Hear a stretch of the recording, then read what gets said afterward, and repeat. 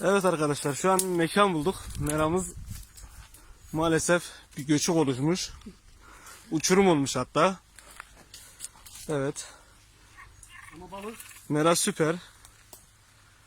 Balık da inşallah süper olacak. Tabi biz buradan geçebilirsek. geçtim canım.